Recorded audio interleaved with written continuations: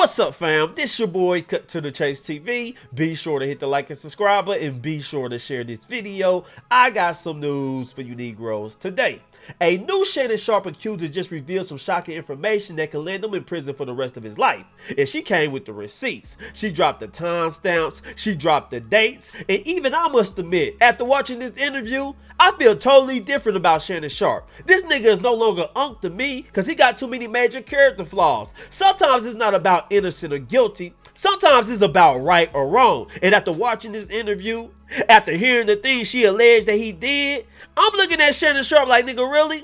And I know we all got skeletons in the closet. I know we all got a shaky past, but nigga, you worth millions of dollars and you behaving that way? Messing with married women, being controlling, being insecure. Nigga, if I had money to blow, I wouldn't care what a woman do as long as she blows me.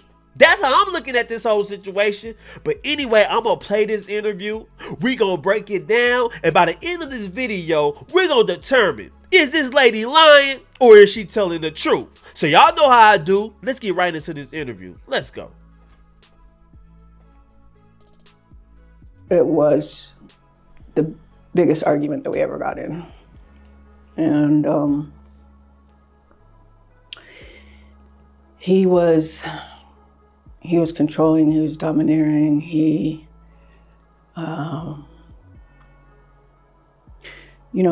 was manhandling me. Now let's stop it right there, because I know what a lot of you guys are thinking. Y'all looking at this woman, y'all taken aback by the way she looking. Y'all like, Shannon Sharpe, you tripping over that? She look like Dog the Bounty Hunter. She look like Bam Bam Bigelow. Shannon Sharpe, are you willing to just take any white woman? You worth millions of dollars. You got notoriety. You're influential, and that's the best you can do. But I'm gonna stop y'all right there, because let's be fair. Let's look at it objective. This is a lady who said she was dating Shannon Sharpe back in 2002 up until 2010. That's like 25 years ago. So she probably looked drastically different. You know, some people age quicker than others. Some people lose their diet. Some people fall off the face of the earth with the looks. So back in 2002, she might have been a baddie. She might have had that slim waist, the apple bottom. That don't mean she looked like that back in 2002, because I can kind of look at the woman. I can kind of see some beauty in her. If you really just look closely at her, if you kind of squint your eyes and picture her 10 years ago, you can kind of see that beauty she once had. So let's be fair to Shannon Sharpe. This woman might have been a baddie back in her day and she probably just fell off. We all got aunties. We all got cousins who was cute back in the day.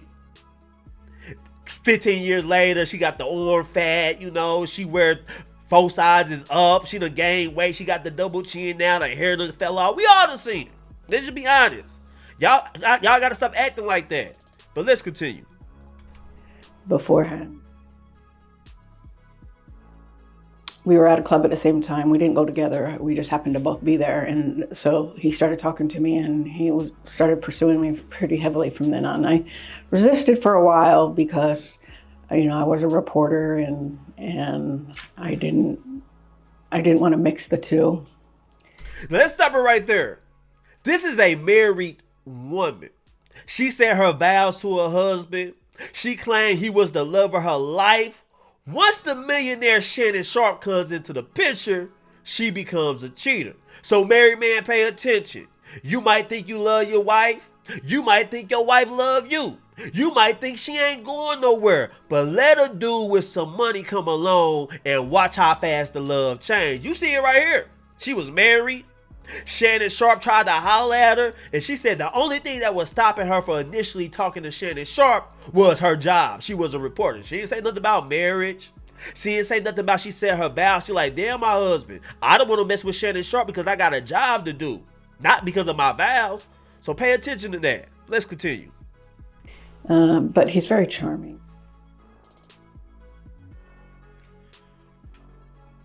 And we dated until the 2010 incident. And then it came to abrupt end because I wanted, you know, we were arguing and he was threatening me and stuff like that after, but I didn't see him again after he raped me. So what led up to that fight, that 2010 fight that you guys, I know that the argument ensued first before he allegedly raped you? The argument was about the fact that he had removed one girl from his house and put another girl in his house and didn't tell me. And he had asked me to break up with my husband at the time. We were just dating, so I was dating Shannon and my husband at the same time. Shannon asked me to break up with my husband, and I don't recall for sure, but I think I did. And so, it's like, wait a minute, you want me to be with just you, but you want to move somebody into your house and not even tell me? Let's stop it right there. For somebody that's so intelligent, made a living playing in the NFL, made something of himself, Shannon Sharpe kind of seemed like he didn't have no game. It kind of seemed like he was a sucker for love. It kind of seemed like he was using his money, he was using his influence, and he was trying to control women. He was telling them to leave their husband, leave your boyfriend, be exclusive to me. Well, I'm going to do my own thing. I'm going to have multiple women. I'm going to move in and out my house. And it seemed like it came back to bite him in the ass. Because I'm looking at Shannon Sharpe. That's what you get. You trying to have some raggedy stuff going on. That's why I don't do that side chick, side boyfriend. People get their feelings involved. You start trying to control your side chick. Then you tell your side chick not to mess with anybody. Then she feeling the same way about you. She your side chick. She don't want you messing with anybody. Y'all might as well just be together. If y'all gonna have that much stipulations on each other, y'all might as well have been together. Because right now, y'all going back and forth. Everybody's confused. Everybody feels slighted. People feeling like they getting the short end of the stick. You feel like he playing you, and he feel like you playing him. That's how it's looking right now. And it caused you guys to argue about unnecessary shit. If you're going to be a side chick, and Shannon Sharpe, you're going to be a side dude, exclusive, that's out the window. I'm just being real. You got to know how to do it. But let's continue. So that's what it stemmed from. He's not a faithful person, so I wasn't going to be faithful to a non-faithful person. It just doesn't work that way. Not for me anyway. Can you tell us just broadly, I know it's probably painful to relive this situation, but can you tell us generally what happened that day? It was fighting, and usually we fought on the phone and not in person. So it was the biggest argument that we ever got in. And he was controlling, he was domineering, he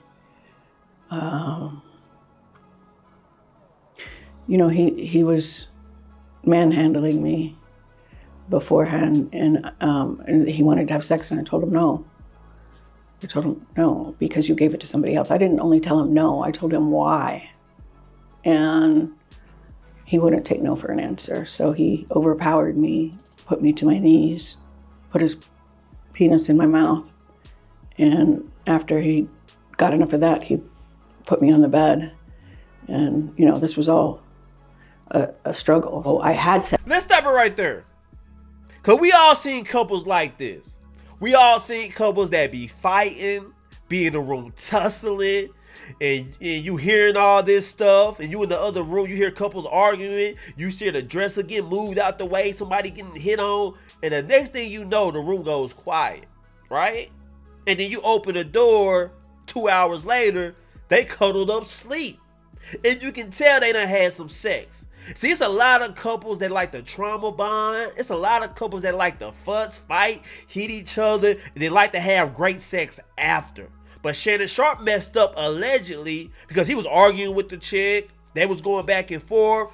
He wanted to have some make-up sex, and she was like, no, because you gave it away to somebody. But Shannon Sharpe didn't take the clue. That means no means no. That don't mean you can just continue doing it. And that's where Shannon Sharpe messed up at, allegedly. If her story is true, that's what it sounded like. It sounded like they was fussing, they was arguing, and that turned Shannon Sharpe on. He was like, you know what, yeah, we fussed, we argued. Yes, I gave your thing away, but let me make it up to you. And she said no, but Shannon Sharpe didn't really want to take no for an answer, according to her. Shannon Sharpe gonna tell a different story. That's all I'm saying, but let's continue. No. And I said no, even though I was thinking that. And so it was the hardest. Yeah, this is too hard. I remember he got dressed and he knew what he did. And so, you know, I just kind of escorted him out the door. And then I wasn't going to do anything about it. You know, sometimes when you're with the person for a long time, it's hard for you to realize that they're being the perpetrator, even though you know it, you don't want to admit it, and there's so much going through your mind. Now let's stop it right there. Who believes this woman? Because I've been reading comments. I've been playing this video to my family members, female friends, female cousins. I even showed my mama this video. And the first thing my mama said, I believe her. She like, I love Shannon. But I can tell by the woman, her reaction. I can tell she ain't really chasing clout. I can tell she got some trauma dealing with Shannon Sharpe. All that might be true, but all I'm saying is, just because we all can agree that Shannon Sharpe is a bad guy, according to women, Shannon Sharpe is not a great guy. But that don't mean he's guilty of the things they said. Because you ask all my exes about me. They'll tell you I'm this. They'll tell you I'm a liar. I'm a cheater. I just lie about everything. They'll tell you all type of stuff about me. But you can't really judge me by what my ex say. Because my friends say I'm a great guy. My kids love me. It's just my ex-girlfriends who would say, cut to the chase, TV ain't who he really think he is. He's putting on the image. I'm just being real with y'all niggas. But let's continue.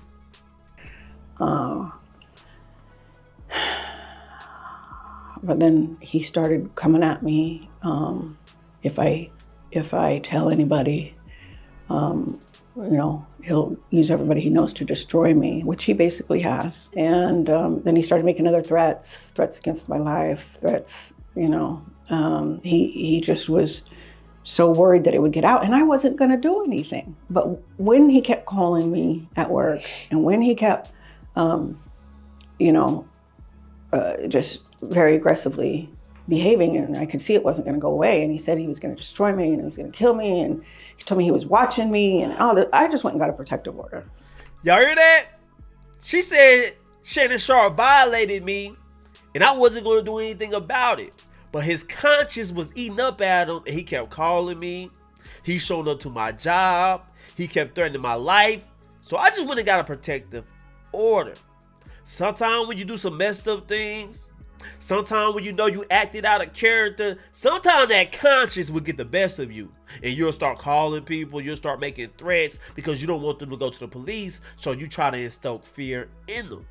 That seemed like Shannon Sharpe could have potentially done that, if her story is true, according to her, allegedly. But let's continue. I'd had enough. And unfortunately, shortly after, he doxed me and my address got out, and I had somebody stop by my apartment, which had a door that led right to the side. It was basically on the sidewalk. And somebody came up to my door and said, "Shut up," screamed it at the top of their lungs. And I had my daughter in there right there. And I was like, oh no.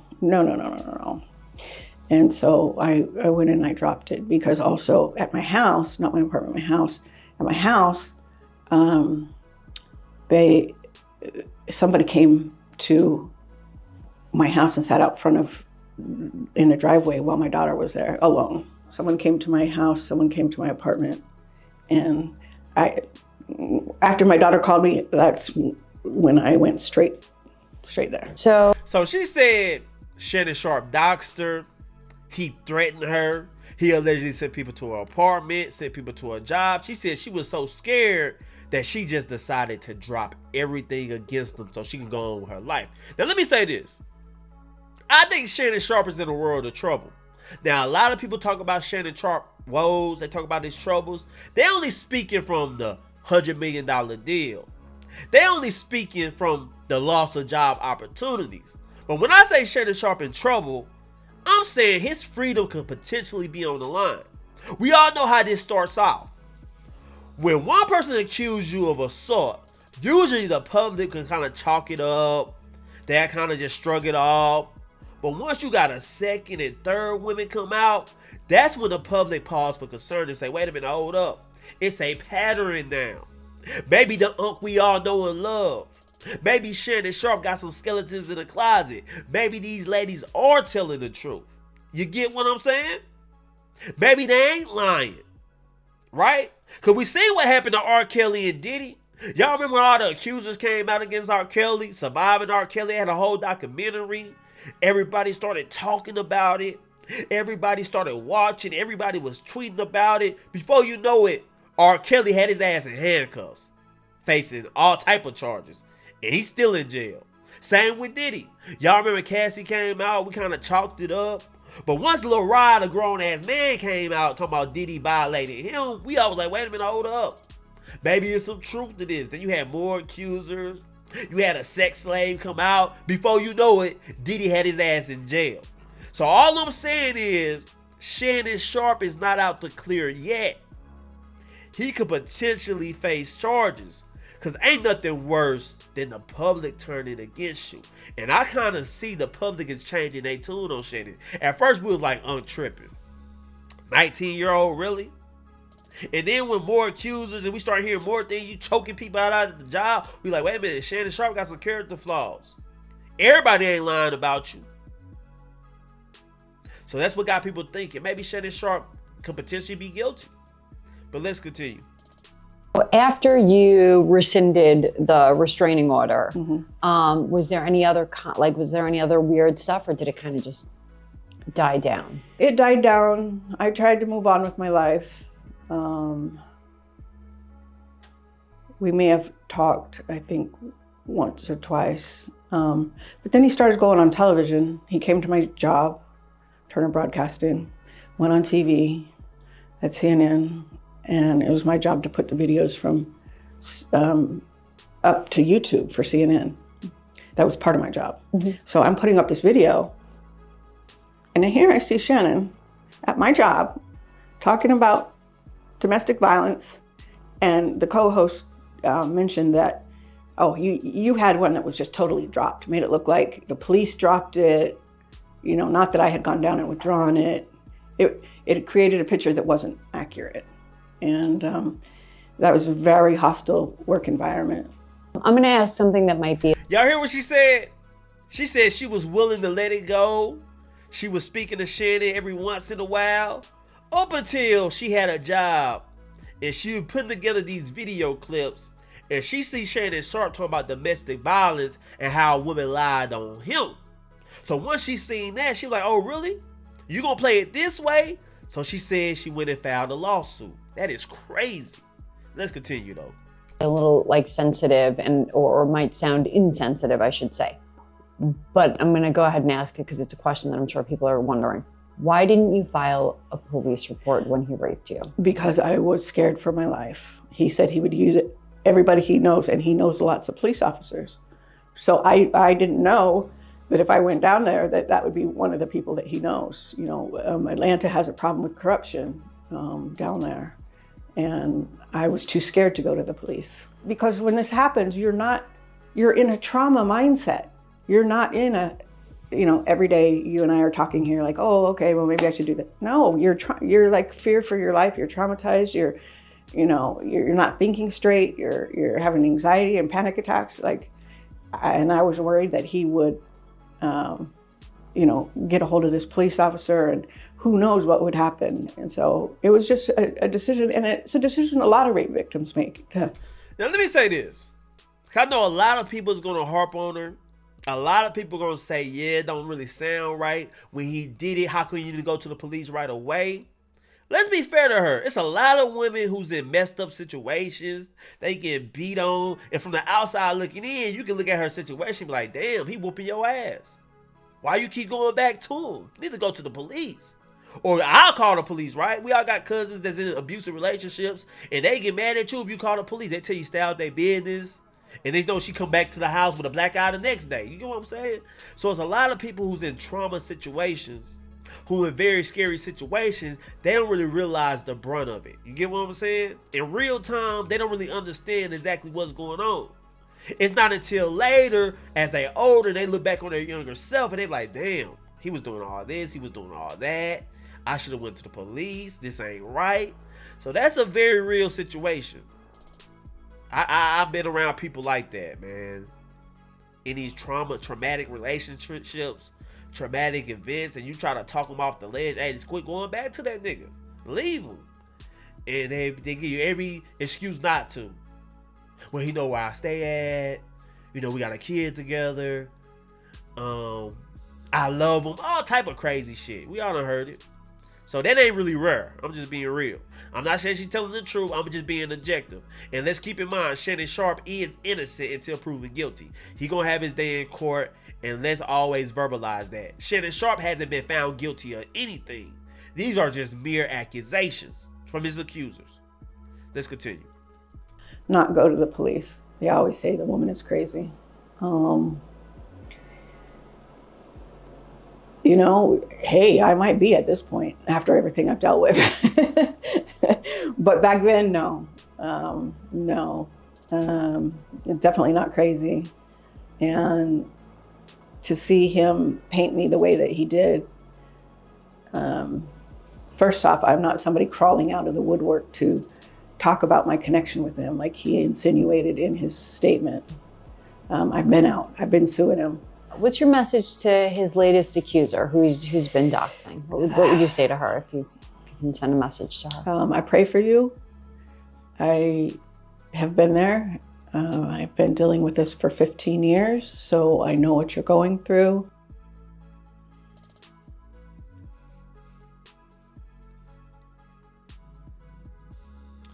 So there you have it. Shannon Sharpe, new accuser. I know we calling her a new accuser, but to be really honest, she's the first accuser, really. She filed a lawsuit back in 2010, allegedly. Well, she filed a police report. You get what I'm saying? And she filed a lawsuit in 2023. So she's not really a new accuser, but when Shannon Sharpe recent troubles, it brought her back to the forefront. Now she get to tell her story. Now everybody's interested. And it seemed like, man, she could have some truth in some of that. She was shaking all in the interview. It don't really seem like somebody who's chasing clout. But, man, I'm always going to roll with innocent until proven guilty, man. I'm not going to harp on Shannon Sharpe. I'm just saying it's a bad look. I'm just saying this don't look right. Now, don't you release a statement. You might as well just fight this in a court of law. Because every time you say something, man, you make yourself look crazier and crazier. That's all I'm saying. So just take this on the chin. It'll be out of the news cycle in a day or two, and everybody will forget about it. But Gabby ain't going nowhere. She trying to sue you for $50 million. What she trying to sue you for is chump change. I'm just being real. You got to focus on Gabby, man. But anyway, guys, those are my thoughts about this whole situation. I want to know how you guys feel. Leave a comment. Share this video. I love you guys. Peace.